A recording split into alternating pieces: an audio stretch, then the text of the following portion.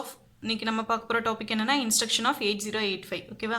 So 8085ங்கிறது ஒரு 8 bit micro processor.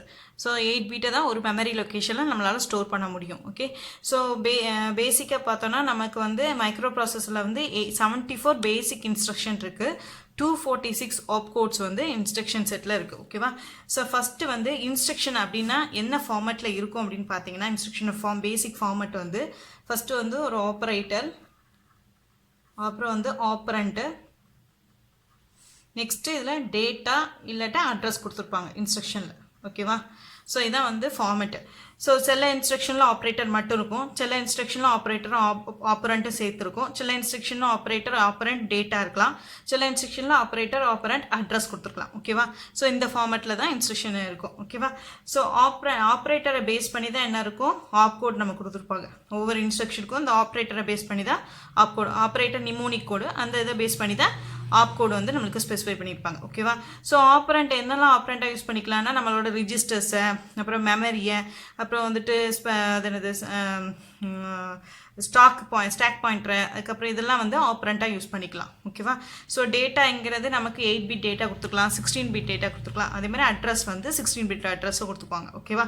So இதுதான் வந்து operand, operator, data, address. Okay. So இப்போ ஃபஸ்ட்டு வந்து இன்ஸ்ட்ரக்ஷனை எப்படி பிரிச்சிருக்காங்க அப்படின்னு பார்த்தீங்கன்னா 3 கிளாஸிஃபிகேஷனாக பிரிச்சிருக்காங்க.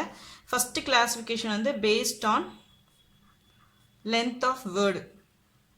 வேர்டுனா நம்பர் ஆஃப் பிட்ஸ் எவ்வளோ இருக்கோ அதை பேஸ் பண்ணி வந்து பிரிச்சிருக்காங்க ஃபஸ்ட் இன்ஸ்ட்ரக்ஷன். அதுக்கு அடுத்தல based on addressing modes. Addressing modes அப்படின்னா என்னென்னா, இந்த ஆப்ரண்ட் வந்து நமக்கு எந்த வேலை நம்ம ஸ்பெசிஃபை பண்ணியிருக்கோம் அப்படிங்கிறத டீல் பண்ணி வர்றது தான் என்னது அட்ரஸிங் மோட்ஸ். ஓகேவா. The way in which the operand of the instruction is specified, அதுதான் வந்து என்னது அட்ரஸிங் மோட்ஸ். ஓகேவா. அந்த ஆப்ரண்ட்டை பேஸ் பண்ணியிருக்கோம். நெக்ஸ்ட் வந்து based on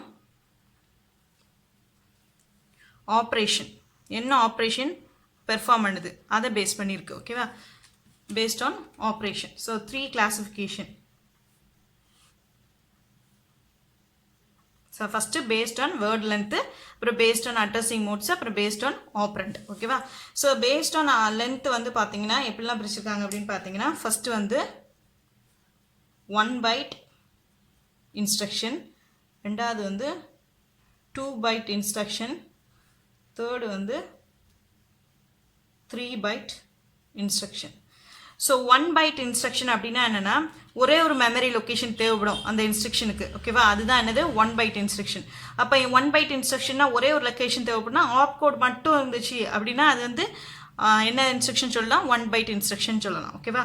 so 2 byte instruction அப்படின்னா என்னென்னா 2 மெமரி லொக்கேஷன் தேவைப்படும், அதான் 2 பைட் இன்ஸ்ட்ரக்ஷன். ஓகேவா. ஸோ அப்போ 2 மெமரி லொக்கேஷனாக என்னெல்லாம் வரணும், ஒரு ஆப்கோடு, ஒரு டேட்டா, அந்த மாதிரி 8 பிட் டேட்டா வந்துருக்கலாம். சரியா.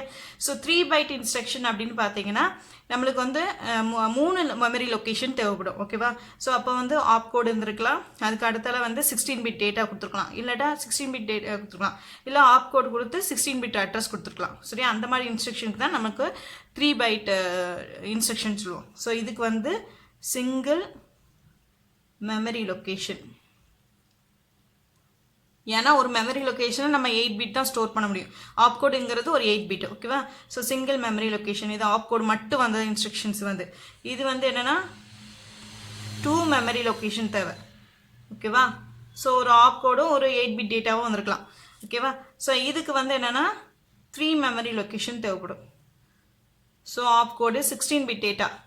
ஸோ 16 பிட் டேட்டானா ஃபஸ்ட்டு இதில் ஒரு 8 பிட் டேட்டா, அடுத்தல ஒரு 8 bit data. So 3 memory location தேவைப்படுறது தான் 3 பிட் அப்படின்னு சொல்லுவாங்க. ஓகேவா. So based on the addressing modes அப்படின்னா என்னெல்லாம் இருக்குது, அட்ரஸிங் மோட்ஸ்னால் என்னன்னு சொல்லிட்டேன். எப்படி வந்து ஆப்ரண்ட் வந்து அந்த இன்ஸ்ட்ரக்ஷனில் ஸ்பெசிஃபைட் பண்ணியிருக்காங்க அதை பொறுத்து தான் நம்மளுக்கு அட்ரஸிங் அதை பொறுத்து இன்ஸ்ட்ரக்ஷனை பிரிக்கிறது தான் என்னது அட்ரஸிங் மோட்ஸ். சரியா. The way in which operand of a instruction specified is specified. எப்படி ஆப்ரண்ட் வந்து இன்ஸ்ட்ரக்ஷனில் ஸ்பெசிஃபை பண்ணியிருக்காங்களோ அதைப்படி நம்ம இன்ஸ்ட்ரக்ஷனை ஸ்ப்ளிட் பண்ணுறது பேர் தான் என்னது பேஸ்ட் ஆன் தி அட்ரஸிங் மோட்ஸ்ன்னு சொல்லுவோம். ஸோ ஃபஸ்ட்டு அட்ரஸிங் மோட்ஸில் என்ன ஆகுதுன்னா டைரக்ட் அட்ரஸிங் மோடு, செகண்ட் வந்து register addressing mode. Third வந்து indirect addressing mode. Fourth வந்து immediate addressing mode. Fifth வந்து implicit addressing mode.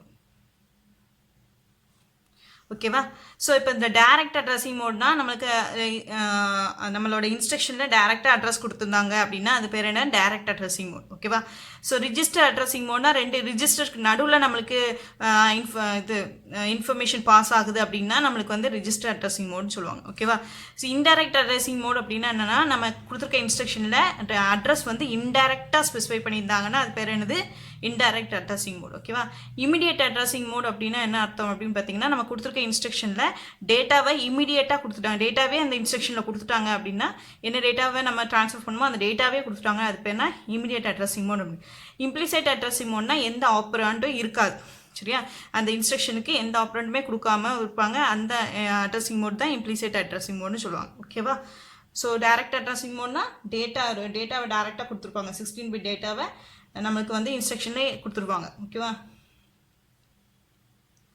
So 16 bit அட்ரஸை வந்து given in the instruction itself ரிஜிஸ்டர்னா ஒரு ரிஜிஸ்டருக்கும் இன்னொரு ரிஜிஸ்டருக்கும் ட்ரான்ஸ்ஃபர் பண்ணோம்னா அது ரிஜிஸ்டர் அட்ரஸிங் மோட் இன்டைரக்டானா 16 பிட் அட்ரஸை இன்டைரக்டாக ஸ்பெசிஃபை பண்ணிப்பாங்க ஓகேவா இன்டைரக்டாக ஸ்பெசிஃபை பண்ணி அதான் இன்டைரக்ட் அட்ரஸிங் மோட் இமிடியேட்னா 16 பிட் டேட்டாவை நம்மளுக்கு கொடுத்துருந்தாங்கன்னா அது பேர் என்னது இமிடியேட் அட்ரஸிங் மோட் இம்ப்ளிசைட்னா நோ ஆப்பரண்ட் ஓகே நெக்ஸ்ட் வந்து என்னென்னா பேஸ்ட் ஆன் தி ஆப்ரேஷன் எப்படிலாம் ஸ்ப்ளிட் ஆகுது அப்படின்னு பார்த்தீங்கன்னா ஃபஸ்ட்டு வந்து டேட்டா ட்ரான்ஸ்ஃபர் இன்ஸ்ட்ரக்ஷன் ஸோ ஒரு இடத்துல இருந்து இன்னொரு இடத்துக்கு டேட்டா ட்ரான்ஸ்ஃபர் பண்ண அந்த மாதிரி இருந்துச்சுன்னா இன்ஸ்ட்ரக்ஷன் அது பேர் டேட்டா ட்ரான்ஸ்ஃபர் இன்ஸ்ட்ரக்ஷன் ரெண்டாவது வந்து arithmetic instruction so arithmetic operation addition subtraction அந்த மாதிரி பண்ணோம் மல்டிப்ளிகேஷன் டிவிஷன் அந்த மாதிரி பண்ணோன்னா அது அர்த்தமெட்டிக் இன்ஸ்ட்ரக்ஷனுக்குள்ளே வந்துடும் ஓகேவா நெக்ஸ்ட்டு வந்து logical instruction so logical operation and or xor அந்த மாதிரி பெர்ஃபார்ம் பண்ணோன்னா அது வந்து லாஜிக்கல் ஆப்ரேஷனுக்குள்ளே வந்துடும் ஓகேவா நாலாவது வந்து பிரான்ச் கண்ட்ரோல் ஸோ ஒரு இடத்துலேருந்து இன்னொரு இடத்துக்கு ஜம்ப் பண்ணுறோம் அப்படின்னா இல்லை கால் பண்ணுறோம் அந்த மாதிரி இன்ஸ்ட்ரக்ஷன்ஸு ஜம்பிங் இன்ஸ்ட்ரக்ஷன் இதெல்லாம் வந்து என்ன இதில் வரும்னா பிரான்ச் இன்ஸ்ட்ரக்ஷனில் வரும் பிரான்ச் கண்ட்ரோல் இன்ஸ்ட்ரக்ஷனில் வரும் ஃபிஃப்த்து வந்து என்னென்னு பார்த்தீங்கன்னா ஸ்டாக் பாயிண்டரை யூஸ் பண்ணி அப்புறம் இன்புட் அவுட்புட்டை யூஸ் பண்ணி அப்புறம் மிஷின் கண்ட்ரோல் இதெல்லாம் வந்து தனி ஏன் இல்லை இந்த இன்ஸ்ட்ரக்ஷன் சரி இதை based on the operation base பண்ணி வருது என்னது பேஸ்ட் ஆன் தி ஆப்ரேஷன் ஓகேவா ஸோ நெக்ஸ்ட் கிளாஸில் நம்ம வந்து பேஸ்ட் ஆன் த ஆப்ரேஷனில் எப்படி வந்து இன்ஸ்ட்ரக்ஷன் செட் ஃபுல் பார்க்கலாம்